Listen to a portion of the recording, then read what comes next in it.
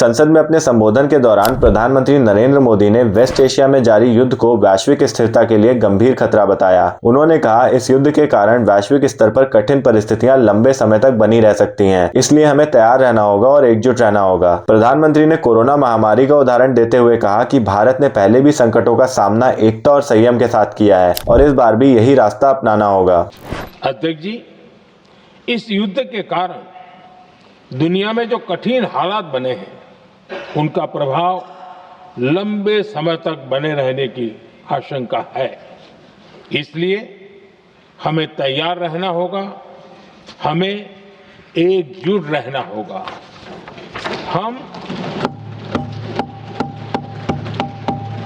हम कोरोना के समय भी एकजुटता से ऐसी चुनौतियों का सामना कर चुके हैं।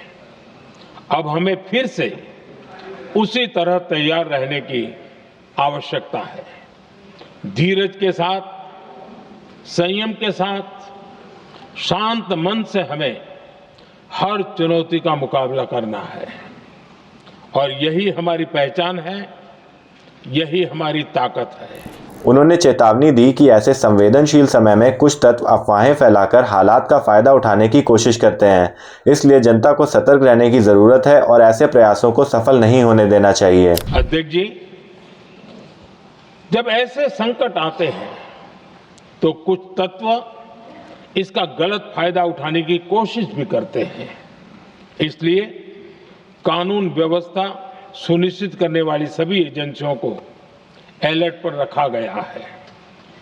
कोस्टल सिक्योरिटी हो, बॉर्डर सिक्योरिटी हो, साइबर सिक्योरिटी हो, स्ट्रेटेजिक इंस्टॉलेशंस हो, सबकी सुरक्षा को और मजबूत किया जा रहा है।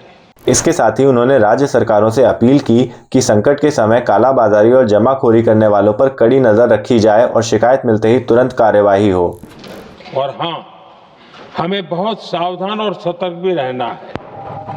हालात का फायदा उठाने वाले झूठ फैलाने का प्रयास करेंगे, ऐसे लोगों की कोशिशों को सफल नहीं होने देना है। मैं देश की सभी राज्य सरकारों से भी इस सदन के माध्यम से आग्रह करूंगा, ऐसे समय में कालाबाजारी करने वाले, जमाखोरी करने वाले एक्टिव हो जाते हैं। इसके लिए कड़ी मॉनिटरिंग जरूरी है। जहां से भी ऐसी शिकायतें आती हैं वहां त्वरित कार्रवाई होनी चाहिए।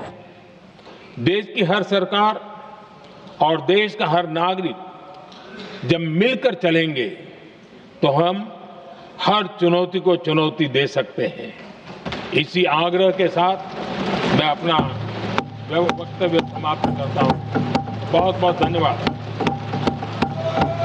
दोस्तों, स्पष्ट है कि वेस्ट एशिया का यह युद्ध केवल क्षेत्रीय नहीं बल्कि वैश्विक असर वाला संकट बनता जा रहा है। ऐसे में भारत की कूटनीतिक पहल, सुरक्षा तैयारियां और आर्थिक सतर्कता आने वाले समय में बेहद महत्वपूर्ण साबित होंगी। आप इस मुद्दे को कैसे देखते हैं? अपनी राय हमें कमेंट सेक्शन में जरूर बताएं।